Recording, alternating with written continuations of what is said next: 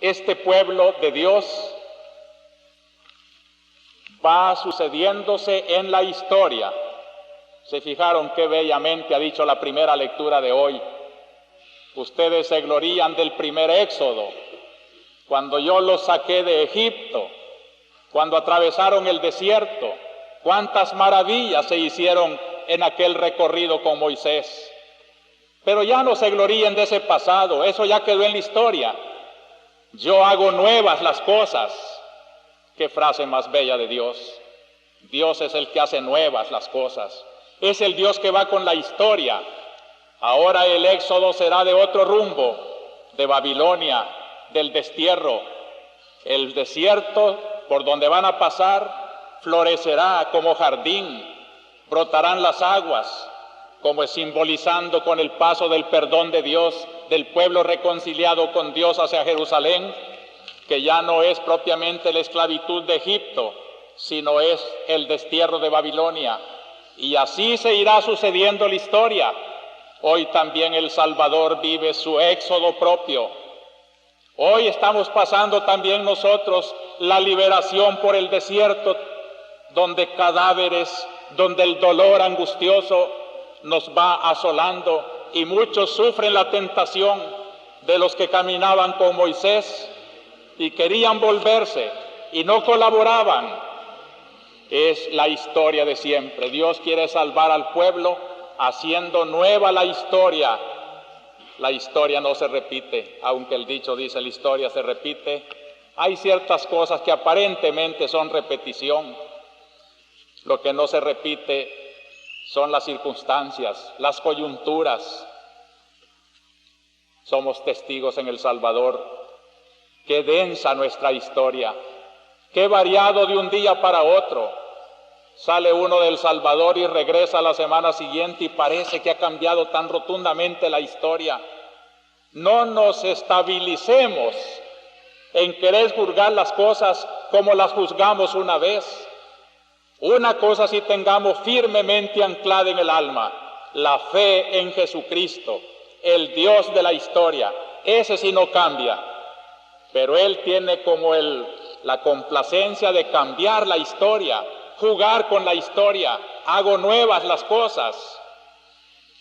La gracia del cristiano entonces está en no estabilizarse en tradiciones que ya no se pueden sostener, sino en aplicar esa tradición eterna de Cristo a las realidades presentes. Los cambios en la iglesia, queridos hermanos, sobre todo los que hemos sido formados en otras épocas, en otros sistemas, tenemos que tener y pedirle al Señor esa gracia de sabernos adaptar sin traicionar nuestra fe, ser comprensivos con la hora de hoy.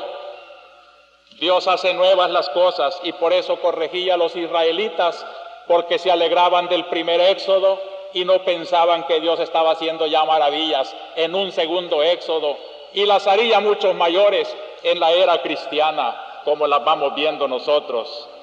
La historia no perecerá, la lleva Dios. Por eso digo que en la medida en que los proyectos históricos traten de reflejar el proyecto eterno de Dios, en esa medida se van haciendo reflejos del reino de Dios. Y este es el trabajo de la iglesia. Por eso ella, pueblo de Dios en la historia, no se instala en ningún sistema social, en ninguna organización política, en ningún partido. La iglesia no se deja cazar por ninguna de esas fuerzas, porque ella es la peregrina eterna de la historia y va señalando a todos los momentos históricos lo que sí refleja el reino de Dios y lo que no refleja el reino de Dios. Ella es servidora del reino de Dios.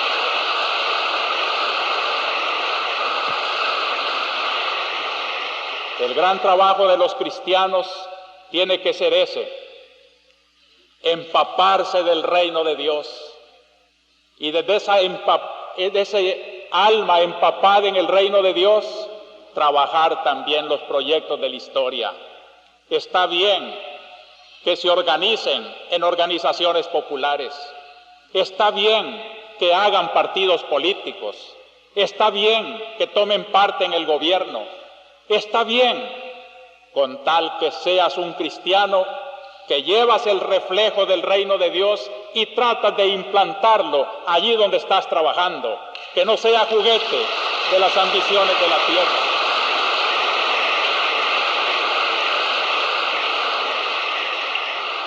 Y este es el gran deber de los hombres de hoy.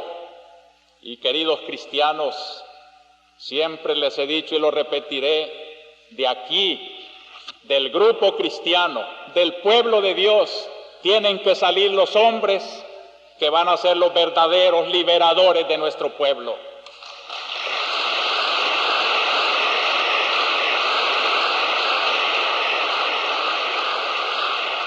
Cualquier proyecto histórico que no se fundamente en eso que dijimos en el primer punto, la dignidad de la persona humana, el querer de Dios, el reino de Cristo entre los hombres, será un proyecto efímero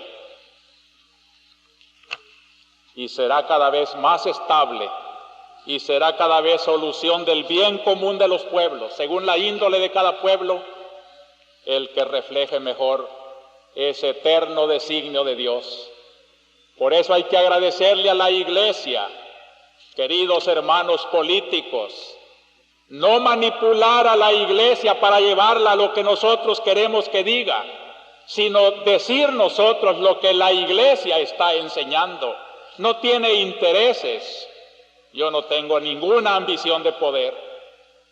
Y por eso con toda libertad le digo al poder lo que está bueno y lo que está malo, y a cualquier grupo político le digo también lo que está bueno y lo que está malo. Es mi deber. Y desde esa libertad del reino de Dios, la Iglesia, que no solo es el obispo y los sacerdotes, sino todos ustedes los fieles, las religiosas, los colegios católicos, todo lo que es el pueblo de Dios, el núcleo de los creyentes en Cristo, debíamos de unificar nuestros criterios, no debíamos de desunirnos, no debíamos de parecer dispersos y muchas veces como que somos acomplejados ante las organizaciones políticas populares y queremos complacerlas más a ellas que al reino de Dios en sus designios eternos. No tenemos nada que mendigarle a nadie porque tenemos mucho que darle a todos.